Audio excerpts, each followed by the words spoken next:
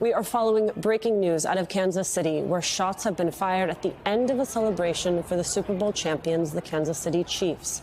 It is a fluid situation, but here's what we know so far.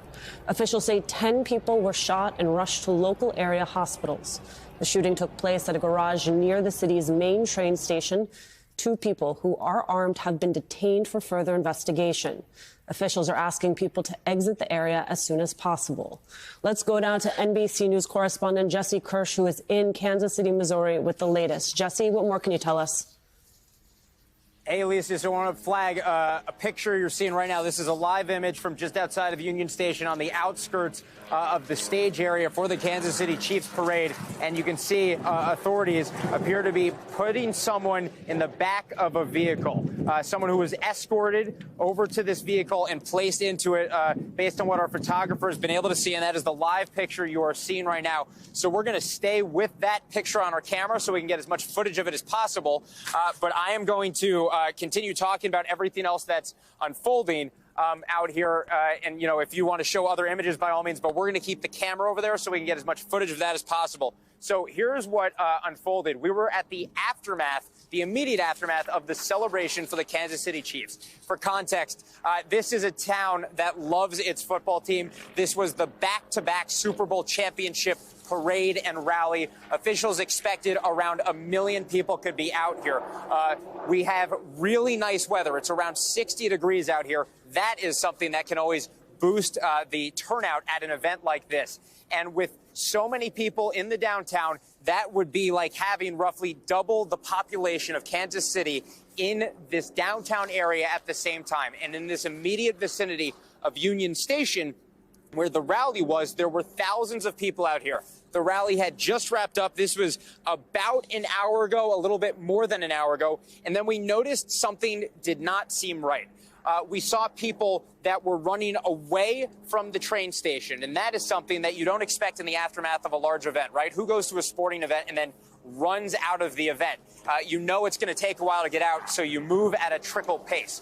People were running away from the area. At the same time, we saw what appeared to be police officers rushing into the area, some of them even looking like they were jumping over the barricades up along the rally stage. And we also at the same time had authorities on rooftops in the area, including at least one long gun position. And we noticed those teams appeared to be taking the situation, not that they weren't taking it seriously to begin with, but if it makes sense, they were paying more attention or a different kind of attention to what was unfolding. And we saw at least one of the people on these rooftops running away from the gun position and then running back over to the area. So there was a sense of urgency on the rooftops. Eventually, we heard over the loudspeaker at least 2 different times a voice. It appeared to be different voices. So, you know, perhaps one was from officials, one was from event organizers. We heard at least 2 announcements asking people to leave the area. But even after that, there were crowds in the area. And based on what we could see from overhead and what we could hear overhead,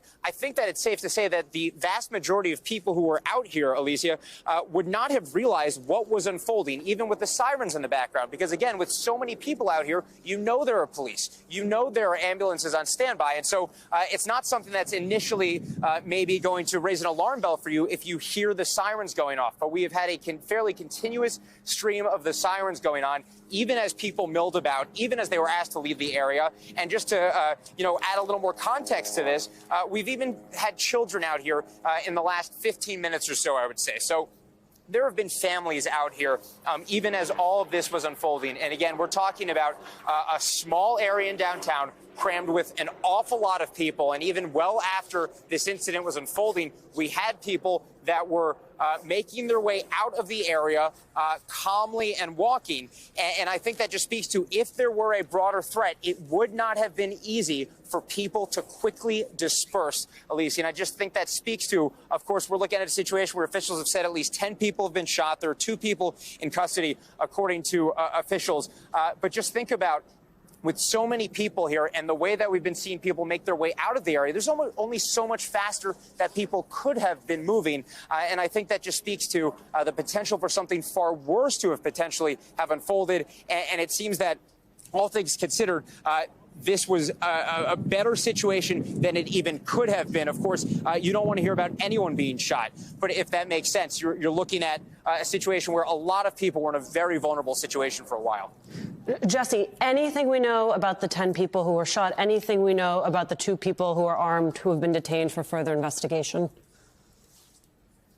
We are getting very little information on specifics of those people at this point. We don't have ages of the people who were shot, Alicia, but I can just tell you who was out here. Of course, you had the Super Bowl champions, the Kansas City Chiefs, star players. The team was out here. You had thousands of fans. Little children, older people. I saw at least one person walking with a cane, lots of little kids. So just, full spectrum of ages of people who would have been out here as all of this was unfolding. And all of these people were trying to leave a very concentrated area at the same time. And again, they weren't all here, but more broadly in downtown, the estimate was about 1 million people in downtown Kansas City today.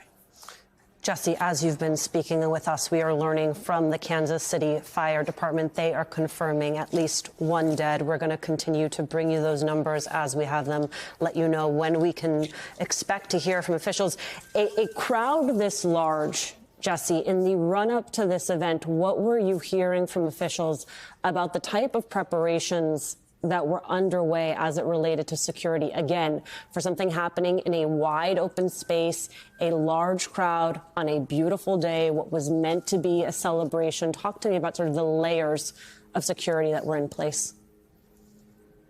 Yeah, and of course, officials only share so much, right? Because there's the visible security presence, and then there's the elements of that they don't want us to see. But I spoke to the mayor yesterday afternoon, and this is something they've done here before. This is the 3rd Super Bowl title for the Chiefs in 5 years. So over the last 5 years, this is the 3rd time they've done this for the Chiefs alone. That's not even talking about other sports teams.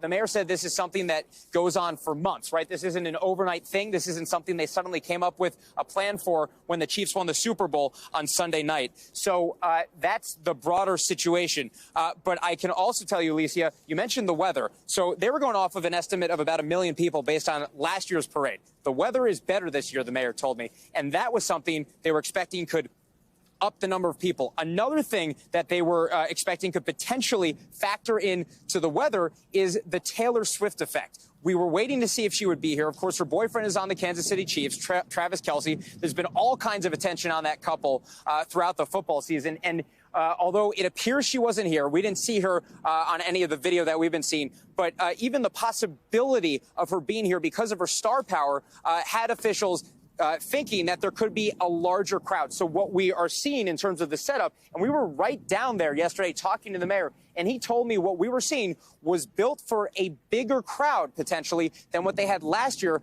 because of the factors that contributed to the anticipation of today. Of course, this is back-to-back titles. We've met people who didn't come last year but said they came this year. Back-to-back is not something you see every day, so that's going to maybe get more people excited. The weather is great to be outside in the middle of February. And then, of course, you have people who may not be big football fans, but big Taylor Swift fans who were hoping they might see her as well. And so that was going to draw more people as well, potentially. So just a perfect storm of factors to boost the crowd size. And then you have something like this happen. And you hear, as you mentioned, that someone has died. That, it's, of course, just very unfortunate to be hearing at what was supposed to be a day of celebration for this city and its fans.